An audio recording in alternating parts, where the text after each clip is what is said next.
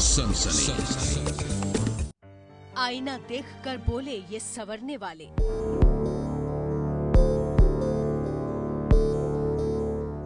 अब तो बेमौत मरेंगे मुझे मारने वाले।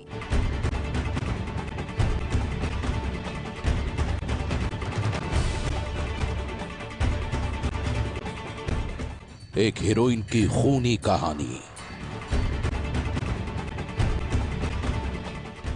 एक थी मीनाक्षी।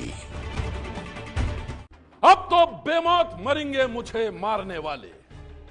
ये शायरी उस लड़की की है जो हीरोइन बनने का ख्वाब लेकर मुंबई आई थी, लेकिन उसके ख्वाब को किसी की नजर लग गई और एक रोज उसका बेरहमी से कत्ल हो गया। कत्ल की यह कहानी 6 साल पहले की है, लेकिन 6 साल बाद अब यह कहानी फिर से हो गई है जिंदा, और जिंदा हो गई है उसकी शायरी। और 6 साल बाद उसे मौत देने वालों को अदालत से मिलने वाली है सजा। सनसनी में आज देखिए उस हीरोइन के खून की हैरत अंगेज दास्तान। आईना देखकर बोले ये संवरने वाले। अब तो बेमौत मरेंगे मुझे मारने वाले। जी हां, उस लड़की ने अपनी मौत से महीनों पहले ही फेसबुक पर अपने गुनाहगारों के नाम ये शायरी लिखी थी।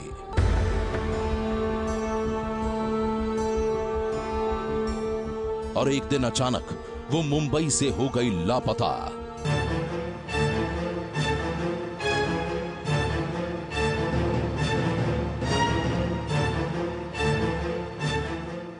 नाम था मीनाक्षी थापा। ये नाम, ये चेहरा शायद आपको भी याद हो। ये वही मीनाक्षी थापा है जो करीब 7 साल पहले मुंबई हीरोइन बनने के लिए आई थी। उसने कुछ फिल्मों में छोटा मोटा किरदार भी निभाया था, लेकिन माया नगरी मुंबई में ही वो लड़की एक साजिश की शिकार बन गई।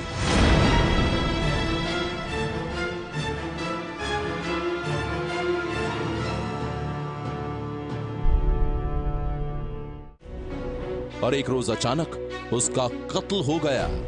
कत्ल का रहस्य बेहद गहरा था, क्योंकि मीनाक्षी की लाश के टुकड़े मुंबई से करीब 1300-1400 किलोमीटर दूर यूपी के इलाहाबाद में मिले। ये कहानी साल 2012 के अप्रैल महीने की है, जब इलाहाबाद के एक घर की टंकी में मीनाक्षी के जिस्म का निचला हिस्सा मिला था, जबकि शरीर के बाकी टुकड़े वीरान जगह पर फेंके हुए मिले थे।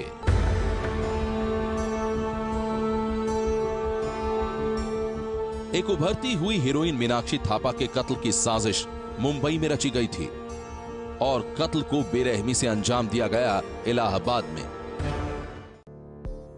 कैसे हुआ और उसके गुनाहगार कौन हैं?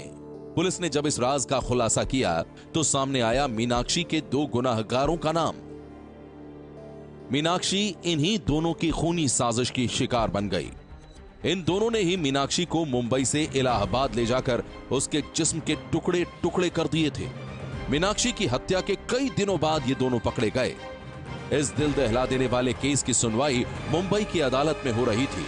बुधवार को अदालत ने दोनों को मीनाक्षी की हत्या का दोषी माना और अब 6 साल बाद इस खूनी जोड़ी को मिलेगी अदालत से सजा।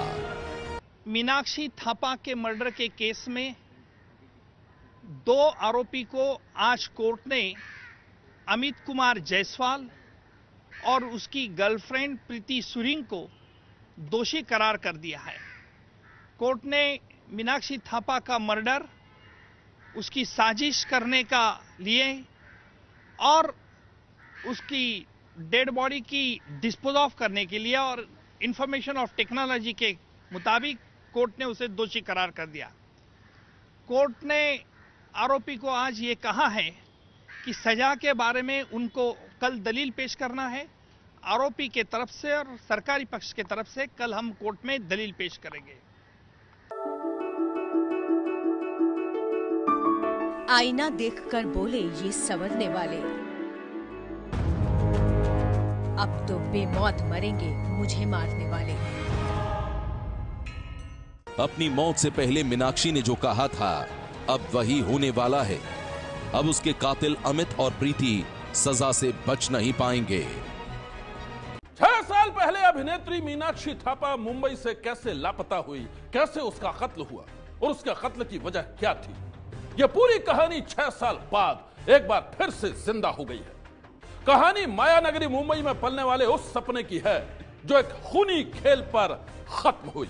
Light, sound, camera, action.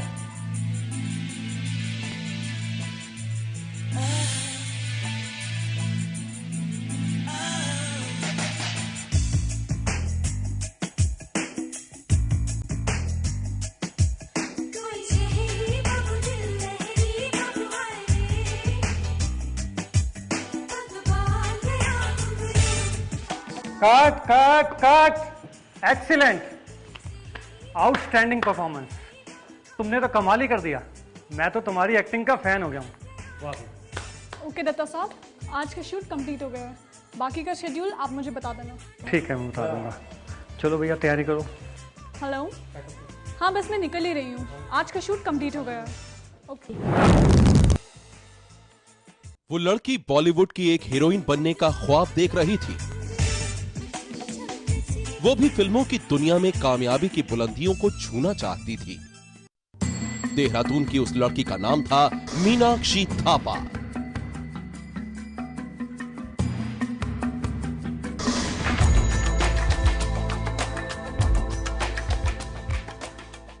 वो लड़की भी अपनी जिंदगी के ख्वाब देख रही थी। उसकी चाहत थी कि उसके पास बेशुमार दौलत हो, ऐशो आराम की जिंदगी हो। इलाहाबाद की वो लड़की थी प्रीति अल्बीना सुरीना।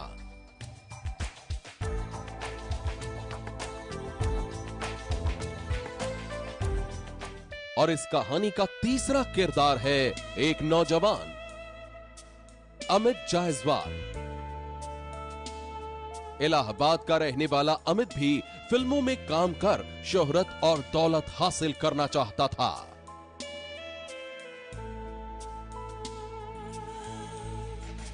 मीनाक्षी, प्रीति और अमित, ये तीनों अपनी मंजिल की तलाश में थे और इनकी मंजिल थी माया नगरी मुंबई। और फिर मुंबई में शुरू हुई 3 जिंदगी की ऐसी खौफनाक कहानी जिसके खुलासे ने सबको सन्न कर दिया, क्योंकि इस कहानी का अंत हुआ एक कत्ल से।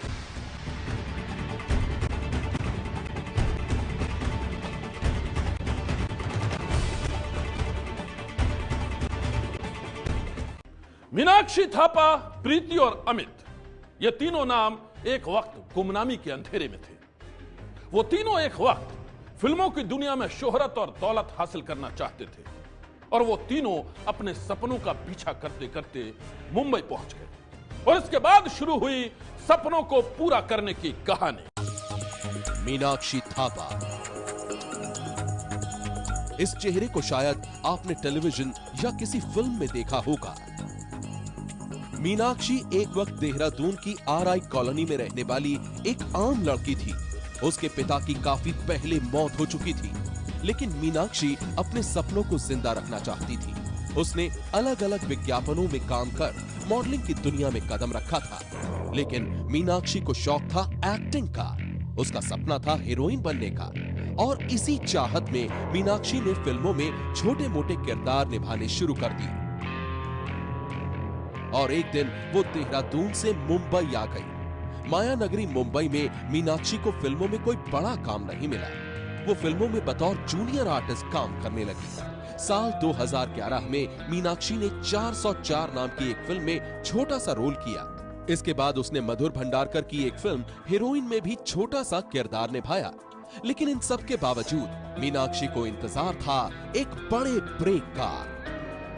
जिन दिनों मीनाक्षी थापा मुंबई में एक बड़े ब्रेक की तलाश में थी, उन्हीं दिनों प्रीति नाम की एक लड़की अपने जिंदगी के ख्वाब देख रही थी और उन्हीं ख्वाबों को पूरा करने के लिए प्रीति नाम की वो लड़की भी इलाहाबाद से पहुंची थी मुंबई। पुलिस की गिरफ्त में आई ये लड़की है प्रीति अल्बीना सुरीना, वही लड़की जो उभरती हुई हीरोइन मीनाक्षी थापा के कत्ल के आरोप में पकड़ी गई है। मीनाक्षी थापा के कत्ल की क्या कहानी है, ये बताने से पहले हम आपको दिखाते हैं प्रीति की वो दास्तान जिसकी शुरुआत हुई थी इलाहाबाद से।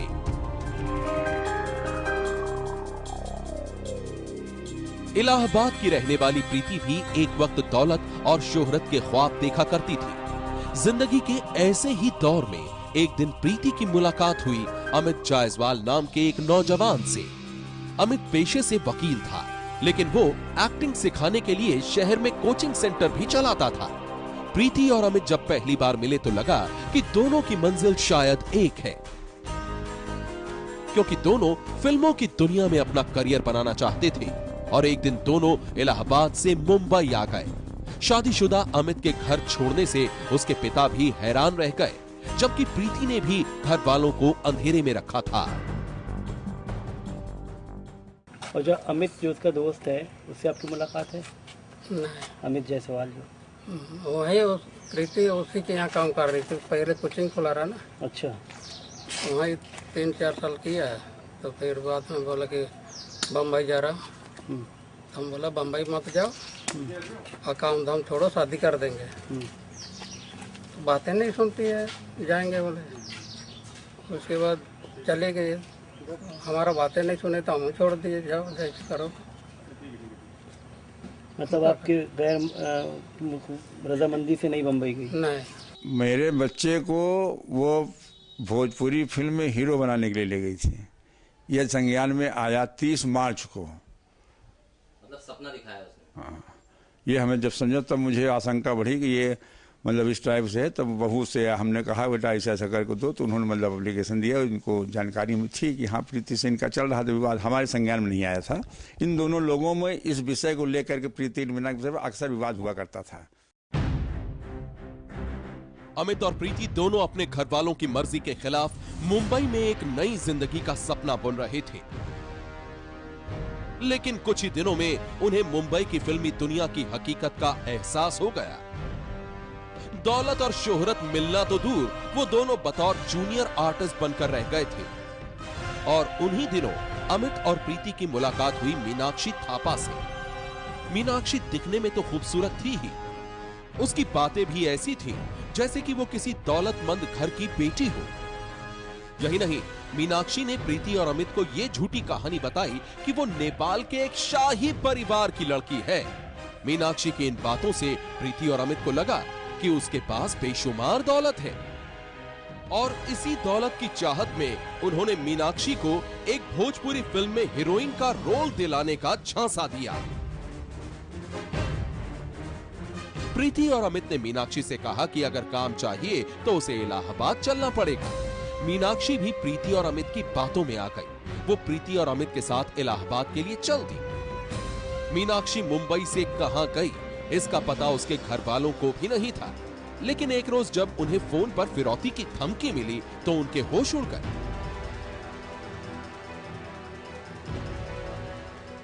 पुलिस के मुताबिक दोनों ही आरोपी एक सोची समझी साजिश के तहत मीनाक्षी को बहला फुसलाकर पहले गोरखपुर ले गए और उसके बाद इलाहाबाद पहुंचकर उनकी योजना थी कि वो उसे बंधक बनाएंगे और उसे घर वालों से फिरौती मांगेंगे। लेकिन वहां पहुंचकर उन्हें पता चला कि जो बातें मीनाक्षी ने अपने बारे में बताई थी वो सब गलत थी।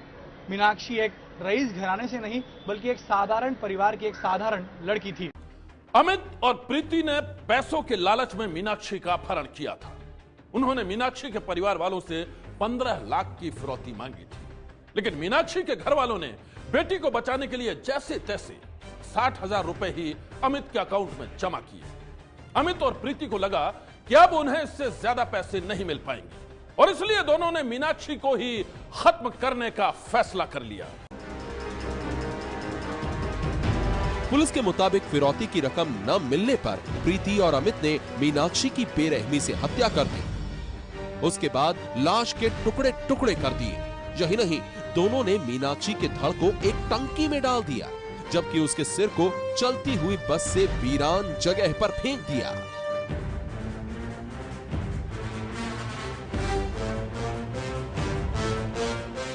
दो आरोपियों ने मीनाक्षी थापा विक्टिम को यहां से वो ले गए इलाहाबाद में ले जाकर उन्होंने उसकी हत्या कर दी। हत्या करके उसके बॉडी को डिस्पोज कर दिया अलग अलग जगह पर। मीनाक्षी के कत्ल की जब छानबीन शुरू हुई तो उसके मोबाइल फोन की कॉल डिटेल से पुलिस प्रीति और अमित तक जा पहुंची और इसके बाद पुलिस ने प्रीति और अमित से जब सख्ती से पूछताछ की तो मामले का खुलासा हो गया। मीनाक्षी थापा को ये दो अभियुक्तों ने झूठ कहकर जो देहरादून से बॉलीवुड में काम करने के लिए बंबई में आई थी उसे फंसलाकर उसे इलाहाबाद लेके गए और इलाहाबाद लेने के बाद उसका सिर काटकर उसकी डेड बॉडी सेफ्टी टैंक में उसकी डंप कर दी थी। ये केस में कोई चश्मदीद गवाह नहीं था। पूरी प्रोसिक्यूशन की केस मदार सर्कमस्टेंशियल पर एविडेंस थी। हमने कोर्ट के सामने ऐसे कुछ संगीन सबूत पेश किए जिसके आधार पर कोर्ट ने आज दो अभियुक्त को दोषी करार कर दिया है। पुलिस ने जब अमित जायसवाल से पूछताछ की तो पता चला कि उसके प्रीति से नाजायज रिश्ते हैं। ये बात अमित और प्रीति ने अपने परिवार वालों से छुपाई हुई थी, लेकिन मीनाक्षी थापा के कत्ल के बाद वो कई और राज पुलिस से छुपा रहे थे। सनसनी में आगे देखिए कैसे मुंबई में रची गई खूनी साजिश का हुआ खुलासा।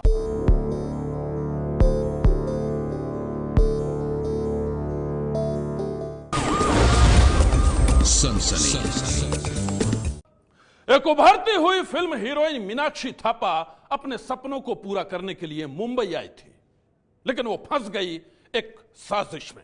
यह साजिश अमित और प्रीति ने रची थी, जो मीनाक्षी को अगवा कर उसके परिवार वालों से फिरौती वसूल करना चाहते थे। लेकिन जब उन्हें फिरौती की मुंह मांगी रकम नहीं मिली तो उन्होंने मीनाक्षी को बेरहमी से मार डाला। इस खूनी साजिश का खुलासा हुआ यूपी के इलाहाबाद में, जहां एक सेप्टिक टैंक में मिली मीनाक्षी की कटी हुई लाश। प्रीति और अमित को गिरफ्तार कर मुंबई से इलाहाबाद लाया गया। पुलिस के मुताबिक दोनों ने यह कबूल किया है कि उन्होंने मीनाक्षी थापा का कत्ल किया है। इलाहाबाद पुलिस ने दोनों के बयान की वीडियो रिकॉर्डिंग भी करवाई ताकि वो अपने बयान से मुकर न सके। इससे पहले मुंबई पुलिस ने दोनों आरोपियों के साथ उन जगहों पर छापेमारी और तलाशी की जहां मीनाक्षी की लाश के टुकड़े फेंके जाने की बात कही गई थी, लेकिन उन जगहों पर मुंबई पुलिस को न तो लाश के टुकड़े मिले और न ही कत्ल के कोई निशान। इतना ही नहीं, पुलिस की टीमें उस जगह की भी पहचान कर पाई हैं जहां मीनाक्षी थापा का कत्ल किया गया था। इसके बाद मुंबई पुलिस ने इलाहाबाद पुलिस से मदद मांगी। इसके बाद उस घर का पता चला जहां सेप्टिक टैंक में मीनाक्षी के जिस्म का कटा हुआ निचला हिस्सा मिला। प्रीति और अमित के पकड़े जाने के बाद दोनों के खिलाफ मुंबई की अदालत में सुनवाई हुई और अब 6 साल बाद अदालत ने अमित जायसवाल और प्रीति सुरीन को मीनाक्षी की हत्या का दोषी पाया है। गुरुवार को दोनों की सजा पर फैसला होगा। 13 मार्च 2012 को मीनाक्षी थापा को ये दो अभियुक्तों ने झूठ कहकर जो देहरादून से बॉलीवुड में काम करने के लिए बंबई में आई थी उसे फंसलाकर उसे इलाहाबाद लेके गए और इलाहाबाद लेने के बाद उसका सिर काटकर। आज की सनसनी में बस इतना ही। आप रहिएगा होशियार। सन्नाटे को चीरती सनसनी फिर देगी दस्तक आपकी दहलीज पर। सनसनी।